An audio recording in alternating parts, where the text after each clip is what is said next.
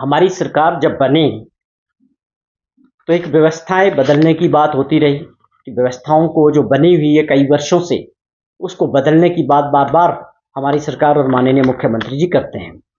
और उन्होंने इस बात के लिए कई सेक्टर्स को भी, ये जैसे एजुकेशन की बात करें कि उसमें बड़े सुधार की आवश्यकता थी, और हेल्थ को भी एक इम्पॉर्टेंट सेक्टर है कि हेल्थ सर्विसेज जो है हिमाचल प्रदेश में स्वास्थ्य सेवाओं को और सुदृढ़ करना है।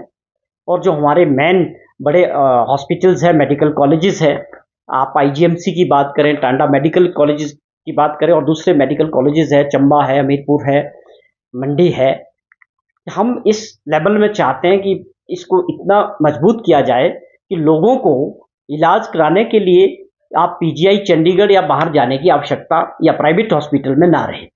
इसको हमारी सरकार ने बड़ी प्राथमिकता से किया। उसमें बहुत सारे ऐसे कदम भी उठाए हैं कि जो निश्चित तौर पे अब दिखने भी शुरू होंगे और आगे आने वाले 1-2 वर्षों में उसके परिणाम भी सामने होंगे, क्योंकि पूरी ईमानदारी और निष्ठा के साथ सरकार चाहती है कि हम इन क्षेत्र को आगे बढ़ाएं। आपने देखा कि एजुकेशन में जिस तरह हमने किया उसके परिणाम आए कि हमारा जो एक क्वालिटी एजुकेशन की बात करें तो आप कहाँ हम 21वें पायदान पे चले गए थे और उसमें इम्प्रूवमेंट हुआ है, 5वें पायदान पे हम पहुंचे हैं। वो तभी संभव हो पाया है जब हमने उसमें कमियों को ढूंढा, उस पर काम किया है, और ये सरकार की प्राथमिकता थी। इसी वजह से ये सुधार हुए और आगे निरंतर होते रहेंगे। ये बहुत करेज वाला फैसला था कि आज काफ़ी संख्या में से स्कूल बंद किए गए हैं जहां पर एनरोलमेंट नहीं थी या ज़ीरो थी या 2-4 बच्चे थे, उनको दूसरी तरह शिफ्ट करके क्वालिटी एजुकेशन को बढ़ाने की तरफ, या Rajiv Gandhi day boarding schools का जो एक बड़ा कॉन्सेप्ट हमारी सरकार ने लाया, वो ज़मीन पे 3-4 जगह उसकी कंस्ट्रक्शन शुरू हो गई, काम शुरू हो गया। तो ये दूसरा सेक्टर जो था हेल्थ का, जो मैंने बात की कि मुख्यमंत्री जी की प्राथमिकता है कि फिलहाल हमने जिस प्रकार से आपने पिछले दिनों देखा, हिमाचल में समझता हूँ पहला ऐसा राज्य होगा स्टेट, हर स्टेटों में पीजीआई में मैं मान सकता हूँ, एम्स में मैं मान सकता हूँ, या प्राइवेट क्षेत्र में मान सकता हूँ कि रोबोटिक सर्जरी की जो मशीनें आई है, दो मशीनें हमने अभी, एक आईजीएमसी के लिए जो चमियाना में लगी है और दूसरी टांडा मेडिकल कॉलेज की। तो अपने आप में एक बहुत बड़ा कदम था कि हम रोबोटिक सर्जरी की तरफ बढ़े हैं, जो अपने आप में दुनिया में एडवांस है, जिससे समय बचेगा, एक्यूरेसी होगी, चीर फाड़ नहीं होगी। और यह हम कह सकते हैं कि दुनिया के अंदर जो अमेरिका जैसे देश है, जापान जैसे देश है, जो वहाँ पर इस वक्त सबसे एडवांस मशीनरी है, वो हमने हिमाचल प्रदेश के सरकारी हॉस्पिटलों में लगाई। नहीं, मैंने ये पूरा जिक्र किया कि किस प्रकार से हमारी सरकार बनने के बाद स्वास्थ्य और शिक्षा के क्षेत्र को हमने प्राथमिकता पे आगे बढ़ाने के लिए लगातार माननीय मुख्यमंत्री जी ने 2 साल तक किस प्रकार से डॉक्टर्स की अपॉइंटमेंट्स है, आज हर जगह डॉक्टर्स जा रहे हैं।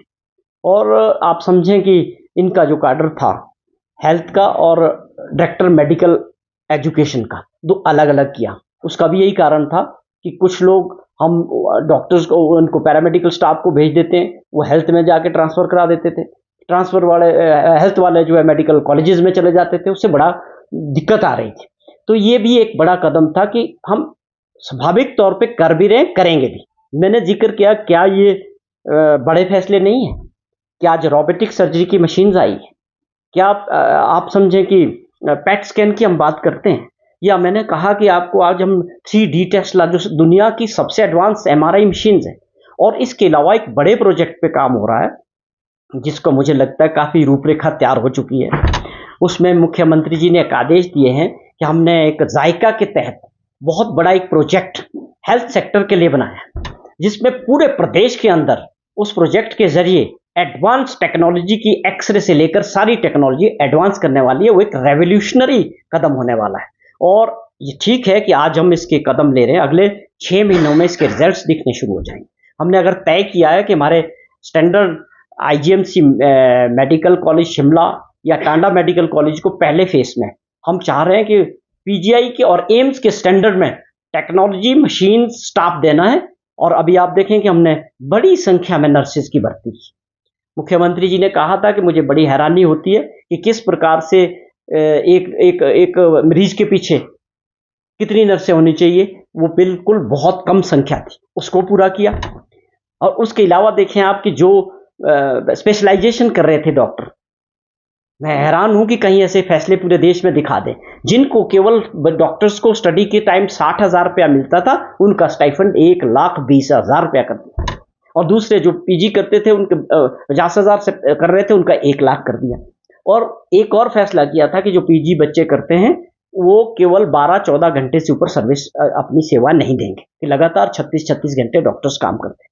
तो ये बेसिक हेल्थ सेक्टर में काम हो रहा है, और मुझे लगता है ये पहली बार इतना हर स्तर पे इसको जो है इम्प्रूव करने के लिए, चाहे डॉक्टर्स की बात है, चाहे पैरामेडिकल की स्टाफ है, चाहे मशीनरी की बात है, चाहे टेक्नोलॉजी की बात है, ये हर तरह से, चाहे बिल्डिंग्स एंड इंफ्रास्ट्रक्चर की बात है।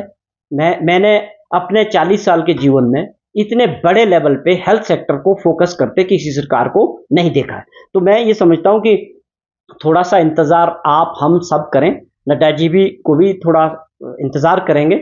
इसके परिणाम आप भारत सरकार में हिमाचल प्रदेश से हेल्थ मिनिस्टर है, हमें इस बात की बड़ी खुशी है।